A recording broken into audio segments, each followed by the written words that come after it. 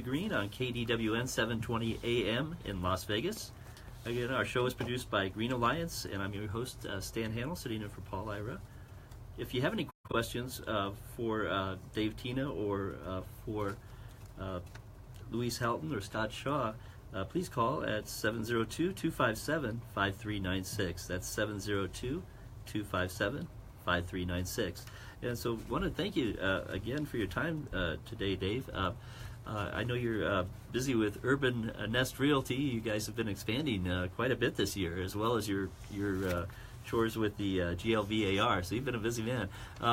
What's happening with Urban Nest? We have seen a ton of growth this year.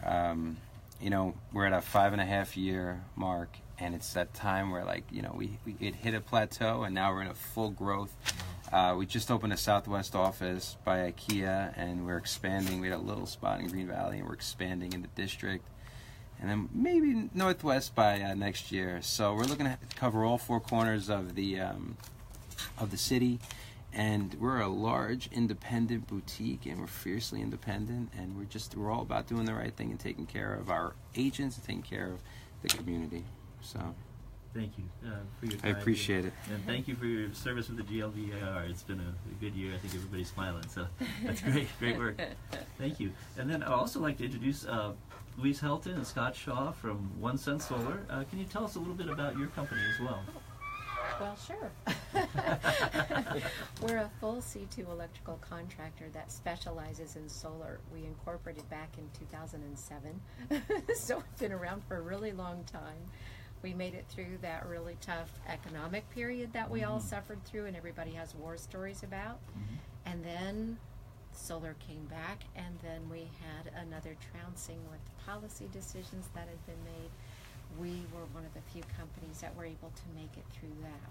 So we're very happy to report that we're here to stay, and we're doing very well. People are coming back to solar in droves, and we're so happy to help them. So it's very exciting. Anything you'd like to say, Scott? Yeah, I'm gonna steal Dave's line. I sort of like that. We're sort of like the boutique electrical company. I'm gonna steal one of Dave's line. I sort of like that. The boutique realty company. We're sort of like the boutique electrical company, where our customers come first. We educate, especially when it comes to solar, and we don't look at it as selling solar. We look at it as educating about solar, and you want it then. How to harness it, how to harvest it for your exactly. use. I think that's great. Yeah, because we're living in a gold field, and not nearly enough people are mining. That's great. Thank you. So basically, I guess during that period of 2016, things were kind of shaking out. There was a decision by the Public Utilities Commission at the time that raised connection fees and dropped reimbursement for putting rooftop solar on. So a lot of people were confused, customers were confused, builders kind of put things on hold for a while. The governor did bring all the stakeholders together, I think, on the New Energy Industry Task Force, and I think that helped a lot because everybody could kind of talk and figure out a way forward. And so then when the 2017 legislative session rolled around, I think everybody was able to hit the ground running and try and come up with some legislation that would kind of balance consumer needs against builder needs and that sort of thing. Can you talk a little bit more about that? Yeah, it was a huge struggle, and a lot of us in the solar industry were teaming together to try to have a collective voice, because obviously when you're in a disruptive technology as solar is, you're getting a lot of outside pressures that are trying to push back at disruptive technologies. So these policies were born of that, and it certainly not only happened in Las Vegas or Nevada, it's happened all over the place. Right. It's new ground nationwide. We were a model, I think, for a lot of other states. Exactly. Yeah. So as a model for other states, it was very interesting to see how many people came from out of state to help guide our policy development here, because it was very evident to everyone nationally and everybody who lived here that something terrible had happened. The decisions that came in 2015 were obviously not good for the industry and certainly not good for Nevadans. And when Nevadans made their voices known through petitions and things like that, we found that there was such an overwhelming support. Over 70% of the population were demanding solar.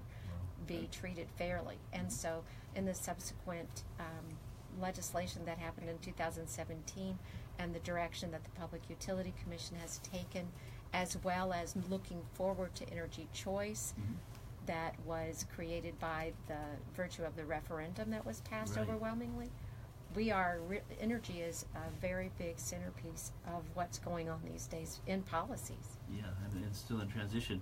It was AB 405, I think, was a good compromise. It helped bring back net metering and resolve that issue, but it also protected the consumers from their contracts. Can you talk a little bit more about that? Yeah, one of the components of AB 405 was the consumer's solar bill of rights, so to speak. And what that does is when you sign up for net metering, which is what most solar customers do, unless they're off grid, it guarantees that you're in that rate class for 20 years. So whereas 2 years ago, where they essentially ripped up the net metering agreement that people had signed and invested in for 20 years, now that can't be done. I'd also like to reiterate, none of this would have been possible without the groundswell of Nevadans coming out and getting involved. That is key. You can move Hundreds mountains of thousands. if the people get out, engage, and participate on anything. Anything, yeah. That's great. Yeah, no, that was definitely motivation, and we talked about that earlier, about our 300 days of sunshine here, and why not harvest that? So Exactly. fantastic. Also, I think during kind of the gold rush period in 2014, there were some kind of Yes. fly-by-night companies Yes, that came there into were. the state. We're talking about They're coming. Yeah. They're back here now. Yeah. Some of them are Yeah. trying to come back, and so thankfully we do have the Consumer Bill of Rights, and people have only to look at, they can go to NV Energy's website or the Public Utility Commission's website and see what that Customer's Bill of Rights is, to see what has to be involved in your contract, what are your rights as a homeowner, so that you don't end up in an upside down situation that some people found themselves in Yes. with unscrupulous dealers. Yeah, and that you were telling me that contract now is something you can hold on to as a homeowner that has real, almost like It an has asset. teeth in it for sure. Yeah, right. Yeah. And it gives you recourse. It Right. tells you have to be told about, and it was law anyway with if you had a contractor's license, which is required in order to put Yes, an solar. installation on someone's yeah. roof. Uh-huh. Not everybody had that, as it turns out, but at any rate, there is a wonderful part about having a licensed contractor, that they are, if you have a licensed contractor, that you end up being dissatisfied with the service and you can't find satisfaction, Of course, yeah. there is a recovery fund that's available Oh, wow, good. that you can use to make yourself whole, to make sure that everything's taken care of, that you're satisfied with the situation. That's not available if you're not dealing with a licensed contractor, and that has to now be as part of the contract. That's strong. Information about that. I think a couple red flags would be if you're in your living room and somebody's using hard sell tactics to get you to put a solar system on your house. Right. That's a red flag. Just don't do it. Anyone that says solar's free, the governor's giving it away, that's a huge red flag. I mean, it's out there. It is out there. We That's- run yeah. across it all the time. Wow, yeah. So, buyer beware of do your homework, basically you're saying, yeah, that's Absolutely. great. Fantastic.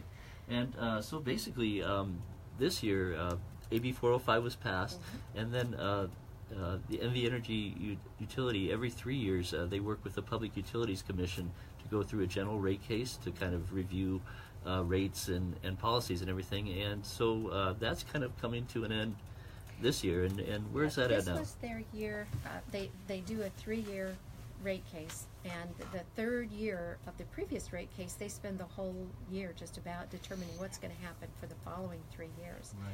And we are just coming to the end of that. During the course of this year, they've had public comment sessions where people have been encouraged to come and speak their minds. Yeah, and we talked about that on a radio show last Wednesday. There was a hearing. for There was. consumers. Yes. There Yes. was. And I understand they had a really great turnout at 1 Yes, o'clock. yeah, I watched it on video. Yeah. Yeah, that's good. So Thank you. Well, we'll talk some more about that when we come right back.